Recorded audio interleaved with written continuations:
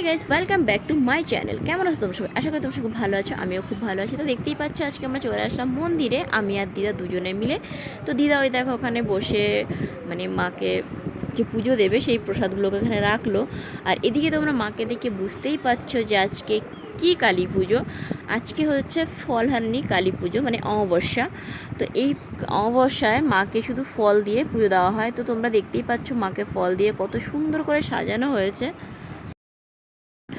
আর এখানে দেখতেই পাচ্ছ মাকে অর্ধেক সাজানো হয়েছে, এখনও পুরোপুরি সাজানো হয়নি, এখনও অনেক কিছু সাজানো বাকি আছে, ঠিক আছে।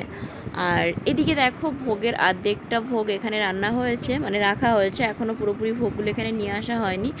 তো যারা যারা মানত করে তারা তারা ভোগ মালসা ভোগ দেয় এখানে পুজো।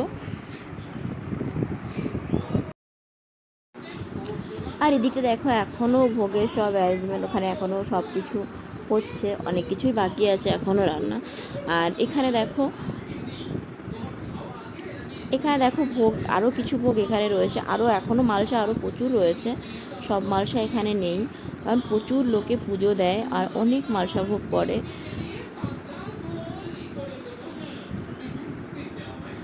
তো হঠাৎ করে দিদা আমাকে বললো যে আমাকে নিয়ে একটু মন্দিরে যাবে। আমি বললাম ঠিক আছে দিদা, চলো যাই।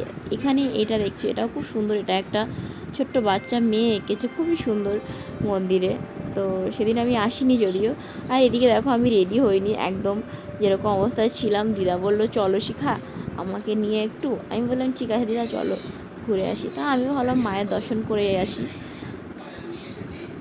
তো আমি তারপর বাড়ি চলে গেছিলাম দিদাকে নিয়ে। পরে আমি যখন আসলাম তো দেখতেই পাচ্ছি তোমরা কি সুন্দর করে মাকে সাজানো হয়েছে, ভোগগুলোকে সুন্দর করে মায়ের পাশ থেকে সাজিয়ে দিয়েছে। আর এদিকে দেখো, যে বলেছিলাম তোমাদেরকে পুরোপুরি সাজানো হয় নাই, তো এখন দেখতেই পাচ্ছ মাকে খুব সুন্দর করে ফল দিয়ে সাজিয়ে দিয়েছে। এই দেখো অনেক লোকজন চলে এসছে পুজো দেখতে, কারণ পুজোর টাইম হয়ে গেছে। ওখানে দেখো বাবাকে খুব সুন্দর সুন্দর সাজিয়ে দিয়েছে বলে বাবাকে। আর এদিকে দেখো এখনও কাজু বাদামের মালা তৈরি হচ্ছে, যেটা কিনা মাকে পরানো হবে। এখানে দেখো দিদা ক্যাশ বাক্সে টাকা ফেলছে।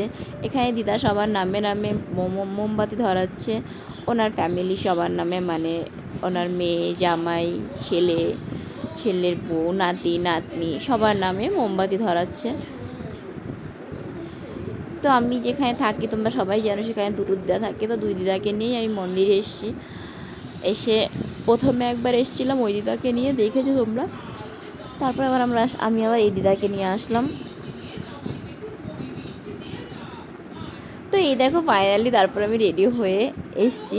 তখন আমি রেডি ছিলাম না, পরে আমি আবার চুলগুলো বেঁধে বেঁধে রেডি হয়ে তারপর দিদার সাথে এসছি। তা আমাকে দেখে একটু গ্রামের মেয়ে গ্রামের মেয়ে মনে হচ্ছে, তাই না?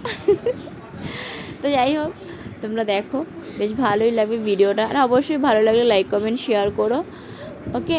আর কে কোথার থেকে দেখছো অবশ্যই মানে কমেন্টে জানিও। আর প্লিজ অন্ততপক্ষে কমেন্টে জয় মা বলে যেও।